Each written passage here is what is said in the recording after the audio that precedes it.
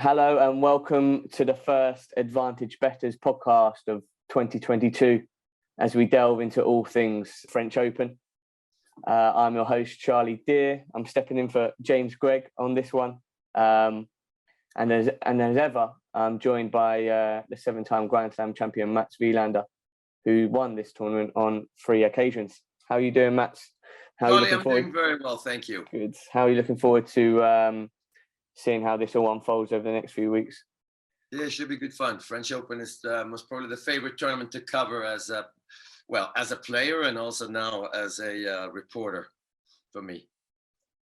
So if we dive into the ATP side of things, it was actually only after Djokovic won in the Rome that he became our outright favourite at 2.4. We've obviously had we obviously spoke last time, I think, before Monte Carlo, and so we've had like the Monte Carlo, Barcelona, Madrid, and obviously the Rome Masters that came to an end last week. How have you reflected on the last few tournaments? Because you did say to me last time that the Rome Masters was probably the biggest event that could have the biggest impact on who may win here at the French. Yeah, so obviously Novak Djokovic did not look good early on in Monte Carlo, where he lost in his first match to Davidovich Fokina, who's a good player, of course, but he looked exhausted in the third set, and then he played well in Madrid, even though he lost to Carlos Alcaraz in a really close match. Of course, Carlos Alcaraz had just beaten Nadal the day before. He beat Sasha Zverev the day after, so he was playing well. So I think that was a big confidence boost for Novak in terms of level. And then now he's proved to himself that he still knows how to win. Obviously now having a week off before Roland-Garros starts is the absolute perfect preparation for him. So he is going to be hot to trot for sure. Confidence is going to be very high. It's tough to say how well he's playing, but he doesn't really need to play well at this moment, nor does he need to play well the first week of the French Open, because it's 5 sets and he'll get through those matches unless he's got a really weird draw, a weird opponent who doesn't fit the mold, so to speak, like a John Isner or some big server. But I don't think it's a problem. So yeah, he's become the favorite immediately as he won Rome to me. Mm-hmm. Do you feel he needed that for himself? It looked like he did, like seeing his reaction to winning, although he's obviously such a big character with like a lot of mental strength. Do you think this winning in Rome, obviously I think he had a final loss to Rublev. He lost in the semi-finals to, obviously, say Alcaraz. Do you think that's the thing, even for someone at that level, will just give him an extra boost into this tournament? Yeah, I think that I don't necessarily think he needs it for himself, but he needs it for the locker room, because they now realize, Novak is kind of back. I think everybody knows that he's not physically back because he hasn't played enough matches this year. But when they see him win, then suddenly the green light that is in the locker room when you leave the room that tells you have a chance to win, that suddenly went to orange. And winning French Opens means that you need to win either half of the matches before the match starts or half of each match when you go onto the court, because he's obviously playing on one of the 2 biggest courts. There's a defending champion, so he'll be on Philippe Chatrier most probably the first couple of rounds, and he's up against guys that most probably have never played there before, certainly haven't won matches there. So yeah, huge for the respect that he gets from the locker room now that they realize, he knows how to win again, and that's all it's about. I found a stat that said since 2010, only 2 winners of the Rome Masters have failed to make the final at Roland-Garros, which what I wanted to ask was, just what do you think makes a successful clay court player? Successful clay court. Obviously, notoriously slow surface to play. Well, it's not notoriously necessarily slow. It's notoriously unpredictable because of the weather. If you get on the court and it's a nice sunny European day with sort of between 20 and 25 centigrades, we don't have that much humidity, obviously, in Europe. So then suddenly the clay courts get a little slippery. They get a little faster. The ball skids through it a little bit. And you have to play with a little bit of aggression and be some variation as well. But then you can also get on the court and it's a cold sort of day when it drizzles a little bit. I mean, because they play through the rain and suddenly it's heavy and slow, and the tennis balls pick up some of the clay. But Novak Djokovic's strength is that he has a backhand that suits the heavier conditions, because he doesn't play with a lot of spin and he can hit through the court while not making any mistakes at all. The forehand is not quite as big a weapon on those days. And then suddenly you have a hot, sunny day when the balls are flying. And then suddenly his forehand becomes the weapon because of the spin he's able to put on it. So he's got the absolute perfect game in many ways to play on any kind of condition. Against Nadal, for example, or somebody that spins it a lot, most probably the hotter and the drier conditions are not that perfect for Novak Djokovic. But he goes on the court and he's got weapons for all the different conditions that you can run into. And I think that's huge for his own confidence. And that's what makes a great clay court player, is to be able to adjust on the fly. So it's not necessarily a particular style that you need. It might just be a player himself is just how they adjust to the surface. It's how they are willing to adjust to the surface and the conditions and the wind, of course, and also their opponent. The reason why Nadal has won so much is that he's obviously able to adjust, but we've always talked about Nadal having problems when it gets heavy. And the problems that players have on clay is that it can change from day to day. And that doesn't really happen on a hard court where the court surface is sterile. It doesn't really move with temperature changes. The tennis balls will always be affected by temperature changes, but on clay, the actual surface gets affected as well. So, yeah, I think you need to be able to play aggressive one day, play a little passive and defensive one day. Whereas that doesn't really work on a grass court or a hard court, where you have to be slightly more aggressive any condition. So yeah, that's what it takes. And remember, Novak Djokovic and Roger Federer would have won 4 or 5 French Opens if it wasn't for Rafael Nadal being around. If we take it to looking at this year's tournament and the competitors in there, Stefanos Tsitsipas, he lost to. Well, he won the Monte Carlo, but then he lost in the final of the Rome Masters to Djokovic. I saw him come out, I think, after the Monte Carlo, saying believes he could get to number 2 ranking this season. Do you see this as plausible for him and something that is actually achievable? Well, I think it's safer for someone like Stefanos Tsitsipas to aim at a ranking, because you're aiming at a ranking, you're not asking or telling people that you think you can win the French Open, for example. So you can get to number 2 by being consistent, and certainly Stefanos Tsitsipas is the most consistent throughout the clay court season for sure. Although he did lose in a ATP 500 tournament again to Carlos Alcaraz in Barcelona, but that's after he had won Monte Carlo. So yeah, Tsitsipas is on his way to being one of the 2-3 favorites at the French Open. I think 5 sets is going to suit him as well. He's pretty experienced these days. Obviously, having had 2 sets to love up against Novak last year in the finals is good for your confidence in terms of level, but can you win? And in the end, can you win the French Open? Is a bit of luck and a lot of self-belief. It doesn't really have anything to do with the level you're playing at. So the level is very high for Stefanos consistently every day. He's most probably not going to go out against someone who's not playing very well or is playing his best tennis that day. So he's tough to beat for sure. Novak Djokovic, you would have to say that the 2 of them are most probably the favorites at the French Open to get to a finals. And then, of course, if they do, then suddenly Novak Djokovic is most probably the favorite there. But yeah, that sort of goes along with our odds here. Tsitsipas is at 7. Right. So I think he's third in favourite behind, or 4th actually, behind Djokovic, Nadal, and Alcaraz. Alcaraz was actually favourite for a long time leading up to this. You touched on Nadal earlier. I saw a quote when he lost to Shapovalov in Rome, which has obviously hit the headlines this week, where he goes, "I am not injured. I am living with an injury. My day-to-day is difficult." And there are obviously some I think his Maresmo came out and said that she's not even sure if he's definitely going to be there next week. How do you think he has been performing? Obviously, with these niggling injuries, and is that something that he can get over to go deep into this tournament?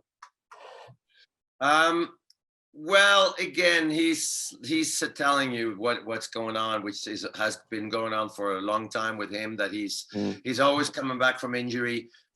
He's most probably always slightly injured. I think if he shows up in Paris, he's going to be ready to play. Now we don't know if he's going to be able to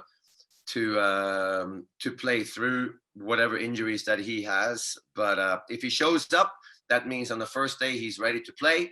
And obviously the goal for him is not necessarily to win the French Open, but his goal is to be able to do his best on that day.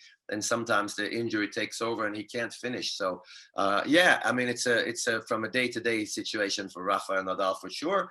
But obviously his confidence will grow tremendously if he starts winning a couple of matches and feeling okay. Then suddenly he's a threat. Do you think if it wasn't the French Open coming up next, that he would consider it even more to rest up instead of playing? Do you think the French? I know you said his goal might not be to win it, but do you think because of his history with it, Well, it's his favorite tournament, obviously. Clay is most probably the surface where he can control his body more than the jarring hard court surfaces.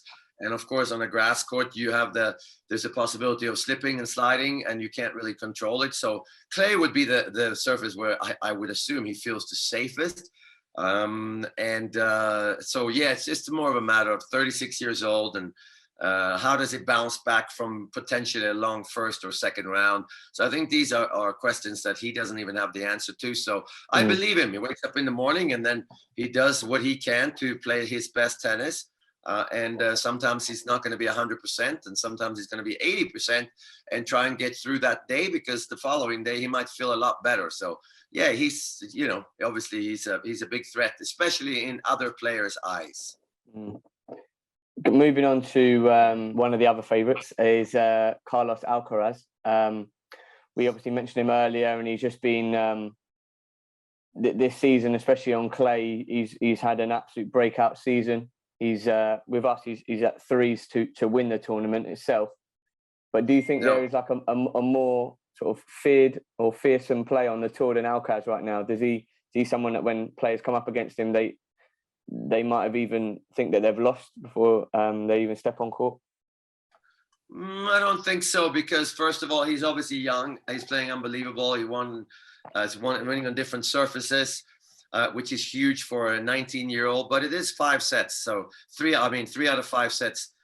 It doesn't mean that he's not going to be good in a 5-set match, but playing 3 out of 5 sets is completely different. You have to get used to it. You got to know yourself. You got to know when to push on, when to push hard, and when to let go a little bit. And by letting go doesn't mean you're not still trying to win, but you might take a few more risks, and you want to save your body because it's a long-term project, winning the French Open. Of course, you have to win the match that you're involved in and do anything you can, but you also have to consider who you're playing the next day or the 2 days after. And you got to save some energy, because in the end, it is about going far and winning the tournament. Even Rafa Nadal some days has to leave it all on the court to get through the match he's involved in. But if there's any way to control the situation, then the more seasoned veterans like Novak and Rafa, and there's a lot of those guys on tour, they understand that it's about this match, but it's also about the future. So for Carlos Alcaraz, I'm assuming he's not going to get tired at 19 years old, but you still can't estimate how much nerves will play into the situation. It's tough. It's not easy to understand how to run a marathon suddenly when you've only run half a marathons for your whole life. He has played a few long matches, of course, in Grand Slam, so he knows what it's like to win 1 or 2.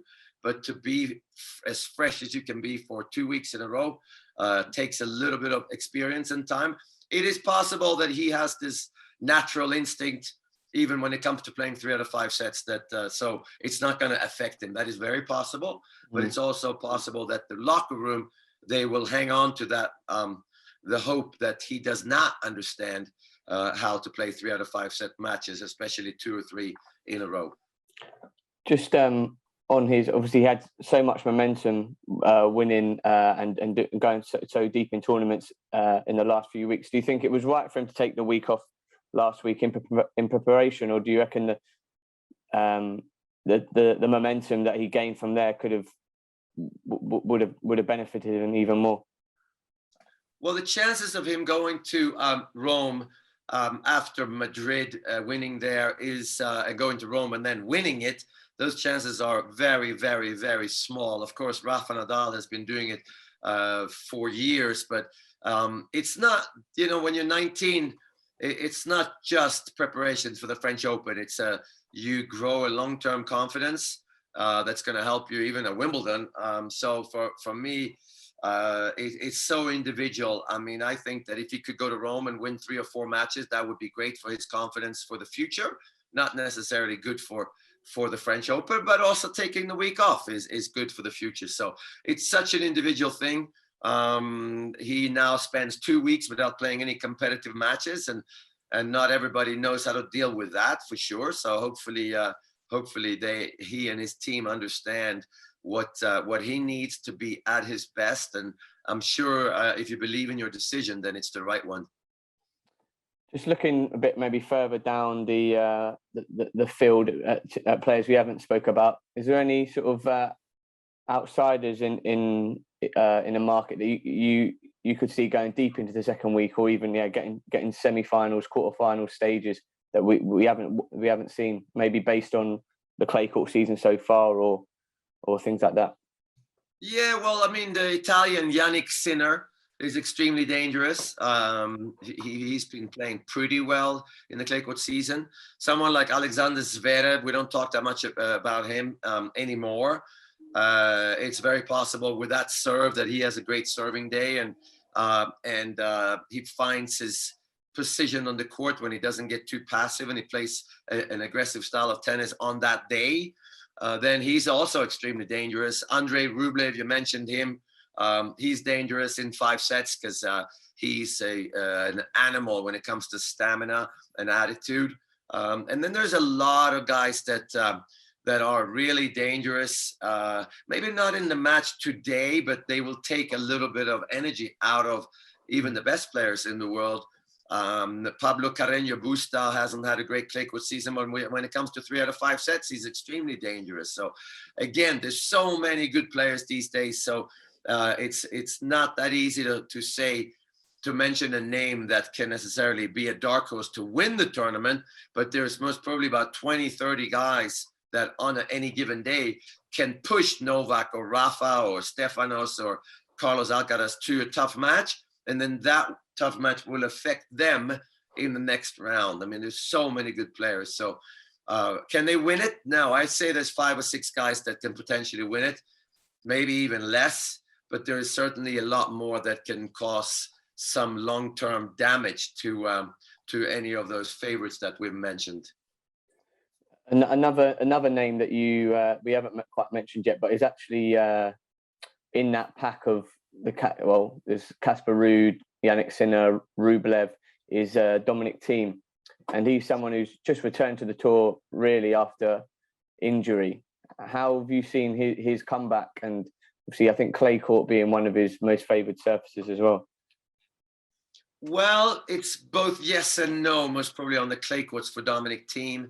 That's the natural surface that he likes playing on. But it does take a little bit more patience. It does take determination in how you tactically play. And also you have to get ready. You have to be ready to physically be out there for 4 or 5 hours. So I don't know if Dominic Thiem necessarily has any kind of confidence right now that he's able to win matches, but it will help that it's the French Open, that it's 3 out of 5 sets. Players that have won majors in the past or have done extremely well, we have an ability to go into the majors and not worry about what happened in the 3 to 4 weeks leading up to it, because we tell ourselves, well, that's 2 out of 3 sets. That's different. Now it's 3 out of 5 sets. I know how to play these matches. Dominic Thiem has made the finals, I believe, at the French Open twice, and of course won the US Open a few years back. So he knows how to play 5 sets. The question is, physically, is he willing and ready to be out there and grind it out for that long, and then can he bounce back? But certainly he's going to play a better French Open than he played, for example, in Geneva earlier this week, and what he's done in the other tournaments. So he's a danger opponent for anyone on a specific day. Cannot put him in as one of the favorites to win the tournament. So just touching on something you said there, would you say clay court is one of the hardest surfaces to come back from an injury or from a layoff and straight into? Well, physically, not necessarily. Physically, just like for Rafael Nadal, physically on a clay court, if you've grown up on it, you can kind of control your slides. There's not that jarring stopping and going like you have on a hard court. There's not that grass court potential of slipping and sliding, of course. So physically, I think clay is most probably the easiest one to come back on. Mentally, it's the hardest one because the bounce is not perfect all the time. You have to find your sort of court positioning. You can't be too far back because then you have to run too far. You can't be too close to the baseline and take the ball on the rise all the time, because if you don't have the confidence, then suddenly taking balls on the rise, playing very aggressively, is not easy, especially without confidence. So we always think that clay is a surface that it favors the guy that plays slightly defensive. That was in the 80s and maybe in the 90s. Today, you got to be the one that dictates. You got to be the one that makes the other person run. Otherwise, you're going to be defending the whole time, and then suddenly those clay courts in Paris are very, very big. You have to run very far, and you will run out of energy at some point. So physically, not that hard to come back. Mentally, very difficult to find your way. If you do, then clay is where you can suddenly control most of the rallies because it's slower than the other courts. Okay. Just something I wanted to ask as well. I think, correct me if I'm wrong here, but in terms of Swedish players, Swedish competitors, I think, was it the last male Swedish player to win a Grand Slam was Thomas Johansson in 2002, yep. Australian Open. Obviously a little while ago now. Could we see like another Swedish player sort of establish themselves, or at least come to the fore and be in a mix in the next few years? Or I mean, we have Mikael Ymer, the younger of the two brothers. Elias is the older brother, and Mikael Ymer is definitely improving every time I see him. To take the step and win a Grand Slam for not him individually or personally, but for anyone that's sort of ranked in kind of just inside the top 100 for most of the year, is a long shot for sure. Can he grow and improve his game so much that he's a threat to win majors? Yeah, most probably. He was a great junior and made the finals of Wimbledon as a junior. So the ability is there. Physical strength, maybe not quite there yet, but he's getting stronger and he's playing better. So it'll be unfair to him to say that I believe he can win a Grand Slam in the future, but I certainly believe that he can improve his tennis and eventually reach the potential that we believe that he still has inside of him. Okay. And if we move over now to the WTA side of things, the defending champion of the French is Barbara Krejcikova. She's at 13s without traders at the moment. I think it's something that we spoke about last time, but obviously with the retirement of Ash Barty, and I think we were asking who would take over that mantle. It looks very like Iga Swiatek is going to be that person right now. I think it's 28 matches in a row that she's won. I was having a look that I think Venus Williams' record is 35 in the year 2000. She's heavy favourite to win with us, just like over one. So I think the next she's about 1.4. Halep is at 10, so it's overwhelming favourite. How have you seen her just progression and just taking everything in her stride? Yeah, so obviously she won the French Open a couple of years ago.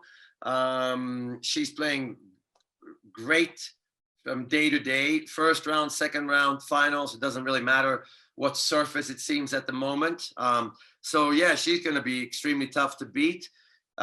She has enough experience where she can use that day off to sort of forget what happened yesterday, move on, and prepare for the next match. And the big difference for the women, because obviously they're only playing 2 out of 3 sets, so the matches themselves are the similar length to the WTA tour, but you have that day off where a lot of players on the women's tour and on the men's tour, when they play normal weekly tournaments, 2 out of 3 sets, they get on a roll and they have let's say they have a big win yesterday. That confidence carries you through for your match today, and then you win again, and then suddenly you're playing again tomorrow.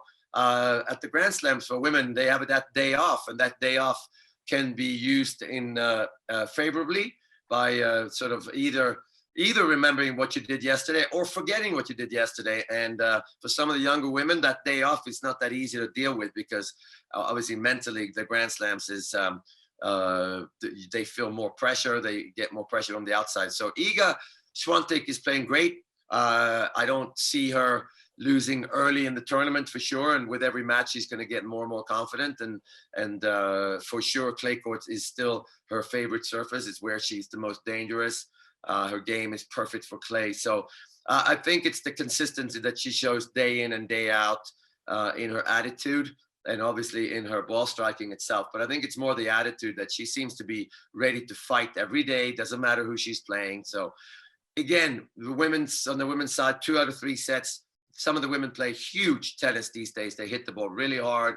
They are started to serve really well. So you can be unlucky and lose the first set, break down 6-4, and then suddenly, before you know it, you're down a break early in the second set. You haven't even been on the court for an hour, and now suddenly nerves come into play, luck come into play. So it's riskier for women for sure to play Grand Slams, but the experience of having played them and played matches every other day, I think Iga Swiatek, she has pretty much everything.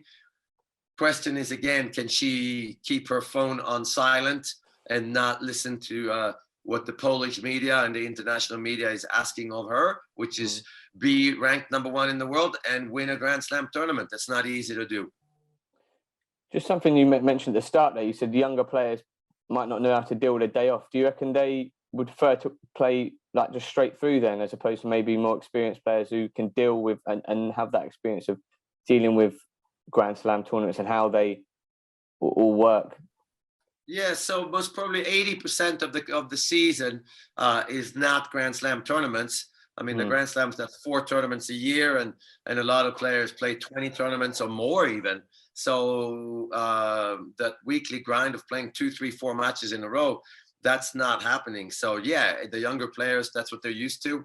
They obviously haven't played that many Grand Slams. To take that day off suddenly is different. It disturbs the rhythm that they have, which is wake up in the morning, warm up for half an hour, and then go and play a match. And then you do the same thing the next day, and suddenly you have a day off. How much do you practice? What do you work on? Can you stay in the present time and work on things, or are you worried about tomorrow, or are you thinking about what happened yesterday? Maybe you didn't play that well, but you managed to pull it out. So yeah, that's part of the difficulty of playing Grand Slams for younger players for sure. And of course, on the men's side, it's that 3 out of 5 set situation that you don't. So it takes a little bit of time to get used to it. Some younger players don't care. They have that Rafael Nadal mindset that every day is a new day. And I'm going to work on things today that I need to improve, whatever happened yesterday and whatever is going to happen tomorrow. And if we look at the, as I mentioned earlier, the second favourite is Simona Halep at tens. I see that she's come out and said she refound her love for the game recently. Do you think she's a serious threat on this surface and to actually win the tournament? Absolutely, yeah. I mean, she's won it before. She won Wimbledon as well. She's made one final at the French, I believe one, maybe even two. So when you hear somebody say that she finally found the joy in playing tennis again, that's very positive. It's great. The worry is that one day you go on the court and suddenly the joy might not be there again. So it's kind of one of those situations where it's day to day. You pray when you wake up in the morning that, man, I hope I'm going to enjoy today. I hope I'm going to enjoy the pressure and the nerves that I know I'm going to have. So it's tough to say, but certainly in terms of level, Simona Halep will be back at the same level as she needs to be to win majors. But it's that joy, that willingness to search for the solution to the problem that you're facing in that present moment, that if you've lost the joy of fighting or playing or competing or whatever it is once, there is always that risk that one day the joy might not be there at 100% level, and then suddenly you're up against someone that's causing a lot of problems. So there's an if attached to someone like Simona Halep to me. But it's great. I mean, again, I'm looking at Simona Halep as a bit of a long-term project. Again, she's still young enough to have another 3-4 years on tour. And she'll be a threat. If she keeps playing and she keeps enjoying it, she's going to be a threat in one of the slams coming up soon. And if we look at the rest of the market, who have you think has been impressive or maybe surprised you in the run up to this event, or someone that could really challenge? There are so many, and again, it's tough to pull out names. You don't know if Aryna Sabalenka suddenly is going to find her form. She plays an unbelievably aggressive style of tennis, very risky, but she always has good attitude, and suddenly the confidence comes back. So she's dangerous. Someone like Paula Badosa, who might still be ranked number 2 in the world. She's had a great season as well. She could be a threat again. Garbiñe Muguruza necessarily hasn't played that great, but again, she's won the French Open before. She's won Wimbledon. So some of these players are very, very dangerous.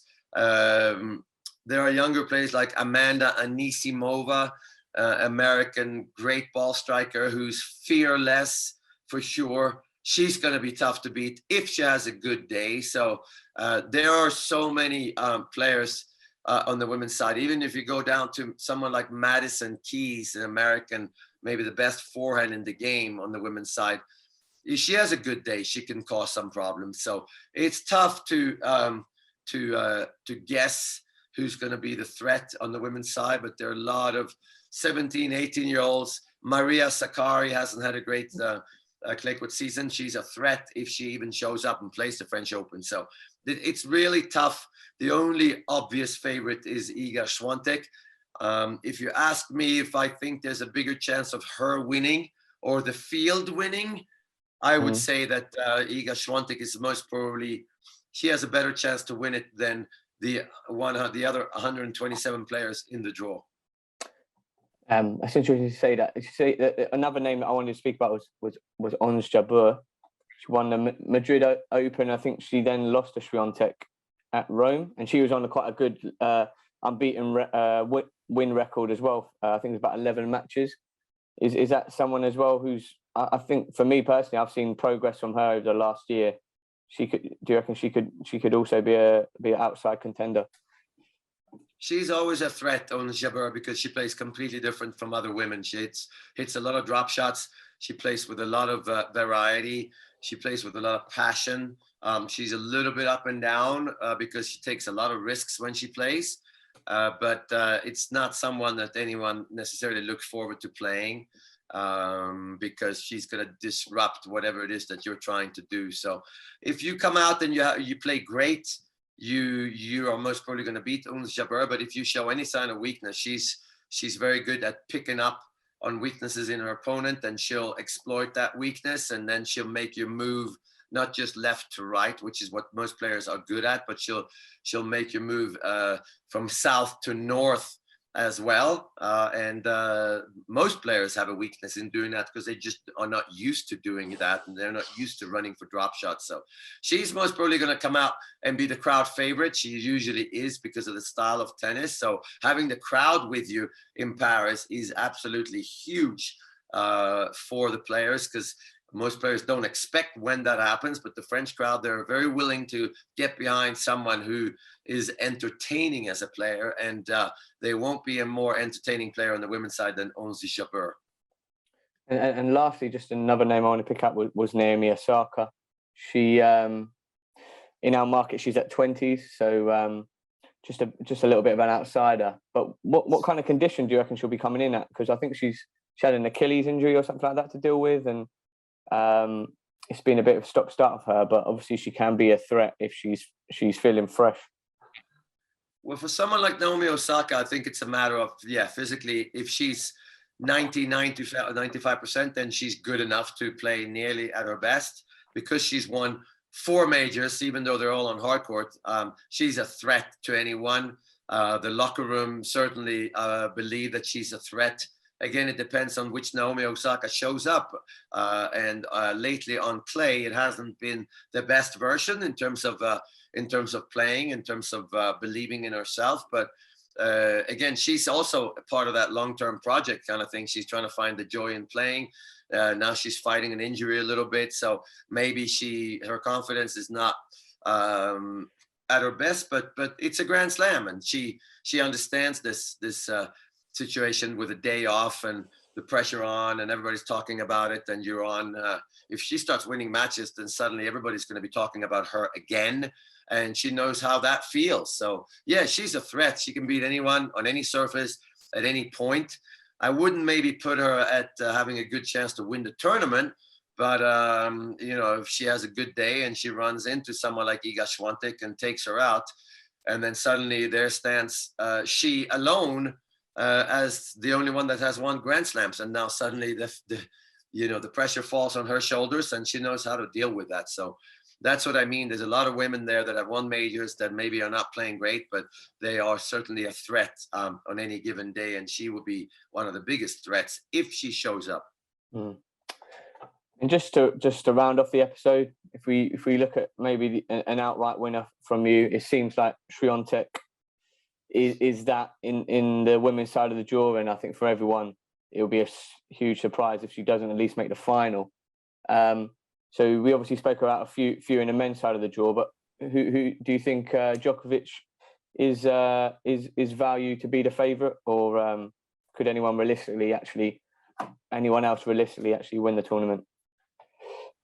Well, I think Novak is the big favorite for sure, because we know what to expect from him. We know we expect him to be better in 3 out of 5 set matches. We expect him to always come out and get great starts in matches, because he understands that a lead is really important to have when you're playing 5 sets. Winning the first set is crucial.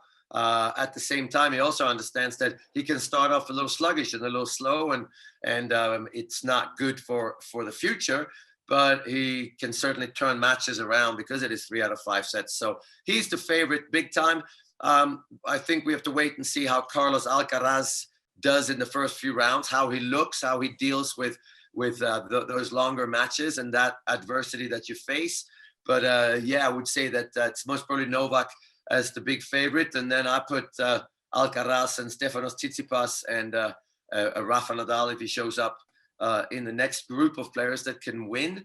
On the women's side, it's tough to put anyone even in group 2 as favorites after Iga Swiatek. So I think she's a pretty heavy favorite. I would nearly say that she's most probably a bigger favorite on the women's side than Novak Djokovic is on the men's side.